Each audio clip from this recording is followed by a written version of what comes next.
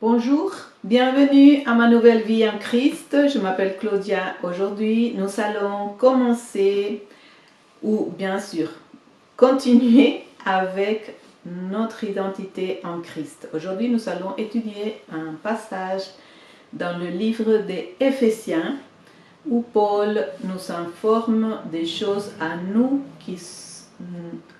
les gentils, à nous qui n'étions pas du peuple d'Israël, qui n'étions pas juifs. Et puis, nous allons voir quelle est la grandieuse œuvre de Dieu et le merveilleux amour de Dieu pour nous.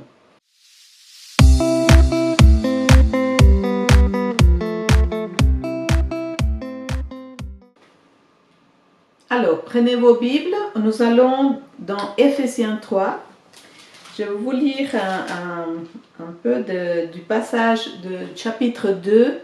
À la fin de ces chapitres, il y a des informations qui nous concernent et qui sont très importantes. Donc, Éphésiens 2, il dit, je vais vous lire à partir du verset 13. Il dit, mais maintenant, ça c'est chapitre 2, pardon.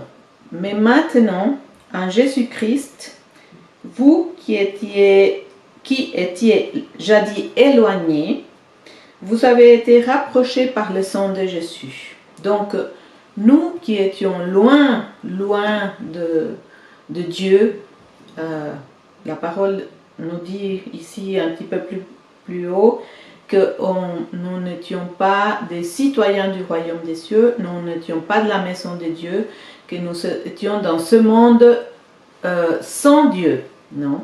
Et ignorant complètement des choses à lui. Mais maintenant, par le sang de Jésus, nous avons été rapprochés. C'est important de prendre conscience. Nous revenons à la conscience et ça, c'est quelque chose que je vais renforcer chez vous parce que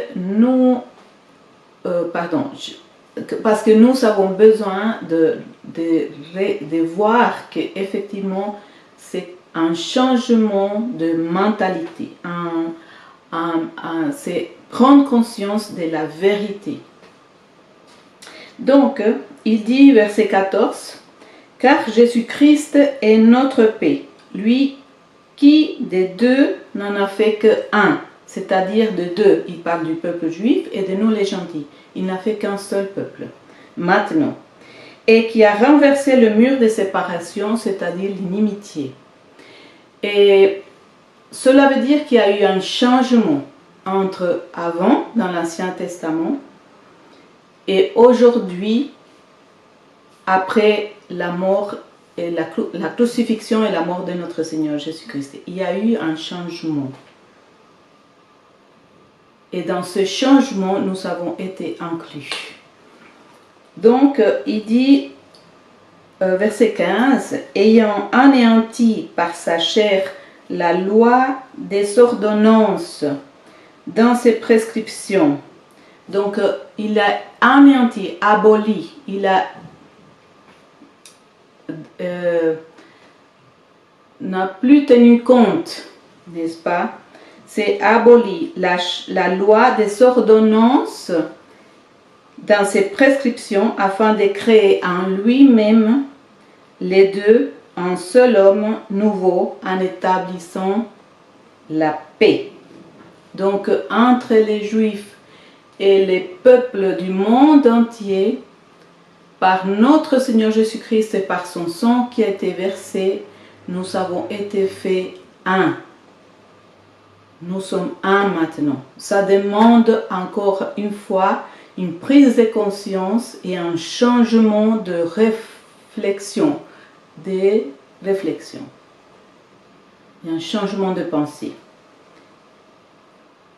Ensuite, verset 16, il dit de les réconcilier, donc de nous réconcilier, nous, les autres peuples du monde, avec le peuple juif. L'un, ou le peuple d'Israël, n'est-ce pas? L'un et l'autre en un seul corps. Voyez qu'il n'y a rien, ou plutôt qu'il y a un tel changement de conscience et de manière de voir les choses, que nous avons besoin de demeurer dans cette parole pour être enracinés et intégrer toutes ces vérités. C'est pourquoi que notre Père nous demande dans Romains 12:2 de soyez transformés par ma parole. Parce que nous sommes, alors, pour moi, n'est-ce pas, comme moi je me parle à moi-même pour aller vers la compréhension. Chacun de nous a une manière de comprendre. Donc à vous de voir comment vous pouvez comprendre les choses qui sont dites ici. Pour moi, c'était de savoir que je suis maintenant la fille du Dieu très haut. Et qu'avant j'étais éloignée, je ne pouvais pas être près de la maison de Dieu. Mais maintenant, il me dit, maintenant je suis un seul corps même.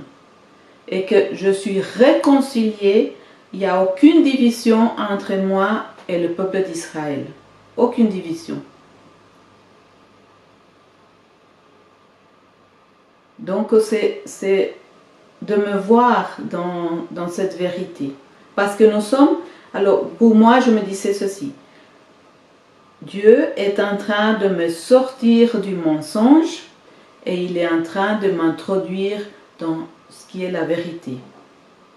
Donc je sors d'un endroit, d'une chambre où ma conscience et ma pensée étaient dans les ténèbres, et je suis entrée parce qu'il m'a transféré dans le royaume de son Fils bien-aimé, Colossiens 1:13, et je suis entrée dans le royaume de son Fils bien-aimé. Et donc là, je suis dans la vérité, dans la réalité. Mais la réalité, plus l'ombre, parce que ténèbres, c'est les ombres, n'est-ce pas? Ténèbres, c'est les ombres. La réalité, c'est la lumière, c'est la vérité. Et la réalité est aujourd'hui en Christ. Donc, il dit, verset 16, de les réconcilier l'un et l'autre en un seul corps, avec Dieu par la croix, en détruisant l'inimitié. Donc c'est détruit. Je ne plus à penser que je suis je suis différente de n'importe qui. Nous sommes un seul corps. Je ne suis plus un individu, vous voyez? Mais je suis un seul corps avec tous les êtres humains qui m'entourent, qui connaissent Christ ou pas. Alors, verset 17, il dit, il est venu annoncer la paix à vous qui étiez loin. C'est qui vous? C'est nous, tous les peuples qui n'étaient pas du peuple d'Israël, qui n'étaient pas juifs. Et la paix à ceux qui étaient près. Qui était près de Dieu? Le peuple d'Israël, les juifs. Et ensuite, au verset 18, il dit, car par lui, nous savons les uns et les autres. Vous voyez que nous avons été inclus dans le plan de Dieu, dans son amour parfait pour l'humanité, il a inclus toute l'humanité. Et donc, nous avons les uns et les autres accès auprès du Père. Donc, il n'y a rien, plus rien, qui nous empêche d'être dans la présence de notre Père dans les cieux. Et puis cela dans un même esprit avec E majuscule. Donc c'est l'Esprit de Dieu qui habite en nous, qui fait cela.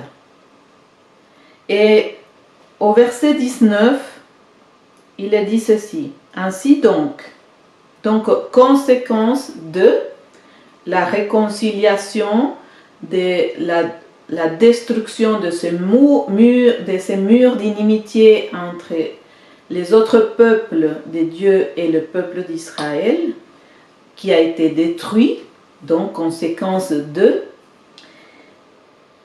vous n'êtes plus des étrangers, donc nous, les autres peuples, nous ne sommes plus des étrangers, ni des gens du dehors, c'est-à-dire dehors du royaume, dehors de la maison de Dieu, mais vous êtes concitoyens. Ouf, tout d'un coup, on est maintenant venu à être concitoyens, plus étrangers. Nous ne sommes plus des étrangers, nous sommes des concitoyens. Cela veut dire, quand on devient un concitoyen, comme quelqu'un qui vient, un étranger qui vient dans un pays, et une fois qu'il reçoit son permis de séjour, ou sa nationalité plutôt, parce qu'au fur et à mesure, il change de statut, n'est-ce pas? Mais à différence de nous, dans l'esprit, nous avons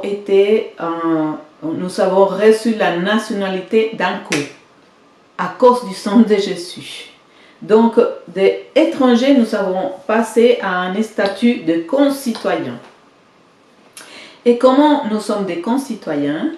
Donc, maintenant, nous avons des droits et des obligations. Mais pas des obligations parce que, comme la loi, non. Parce qu'un enfant qui est reconnaissant, un enfant qui reconnaît l'autorité de son père, qui le respecte, un enfant qui sait que participer à la vie, participer au travail de la maison est quelque chose de bien et quelque chose de nécessaire, cet enfant est en train de grandir d'une bonne manière, n'est-ce pas? Alors, il dit, je vais répéter verset 19, ainsi donc, conséquence 2, vous n'êtes plus des étrangers ni des gens du dehors, mais vous êtes concitoyens des saints, gens de la maison de Dieu. Voyez, nous, on n'a pas eu à passer par différentes étapes pour devenir concitoyens. Ça a été fait d'un coup. C'est une bonne nouvelle. Et ensuite, il dit, vous avez été édifiés, verset 20, vous avez été édifiés sur le fondement des apôtres et des prophètes. Donc, pour cela, il faut connaître le fondement des apôtres, n'est-ce pas, et des prophètes. Donc, tout ce que je suis à enseigner les apôtres et tout ce que les prophètes ont annoncé est important pour nous de le voir, de l'étudier et de l'apprendre. Et ensuite, Jésus-Christ lui-même est la pierre angulaire de cet édifice. Ensuite, verset 21. Et en Christ, tout l'édifice bien coordonné s'élève pour être un temple saint dans le Seigneur. En Christ, nous sommes édifiés pour être une habitation de Dieu en esprit. Donc l'objectif de que maintenant l'humanité entière, parce que c'est ceux qui sont en Christ et ceux qui ne le sont pas, mais il travaille avec nous qui avons déjà été réveillés et que nous avons pris conscience de la vérité et que la lumière est entrée en nous. Nous sommes un temple, un édifice. Nous sommes un édifice et il est écrit ici que cet édifice a pour but de devenir une habitation de Dieu, un esprit. Voilà mes mes amis, mes frères, c'est une bonne nouvelle. Nous allons continuer parce qu'il est important dans ce temps que nous vivons de comprendre qui nous sommes et ce que Dieu a fait, afin que nous puissions vivre comme concitoyens de la maison de Dieu, du royaume des cieux, et savoir qui nous sommes dans ce royaume. Alors voilà, maintenant j'ai une annonce à vous annoncer. C'est que j'ai écrit un livre, et ce livre il est en français mais aussi en espagnol pour ceux qui parlent les deux langues. Alors il se trouve sur Amazon. Je vais mettre dans le lien de la vidéo le lien d'Amazon où vous pouvez trouver le livre, et je vous le recommande vivement, pas parce que je l'ai écrit, c'est clair. Ce livre c'est une graine, une sémence dans le royaume des cieux, pour le royaume des cieux et pour l'avancement du royaume en fait. Vous pouvez le partager, vous pouvez l'acheter pour le donner à quelqu'un d'autre. C'est un livre qui parle de mon témoignage, mais c'est une sémence d'espérance pour des gens qui peut-être sont dans les mêmes conditions que moi j'ai été auparavant.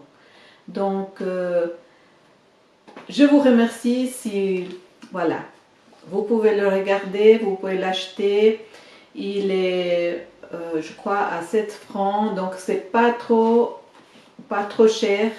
Le but c'est que le livre puisse arriver dans des foyers ou dans la vie de quelqu'un qui est dans le désespoir, ou dans la vie de quelqu'un qui a besoin, qui est un frère en Christ, mais qui vit dans la défaite. Donc voilà, je vous le recommande vivement. Il s'appelle Mourir avec Christ et vivre avec lui. Et voilà, je vous laisse ça.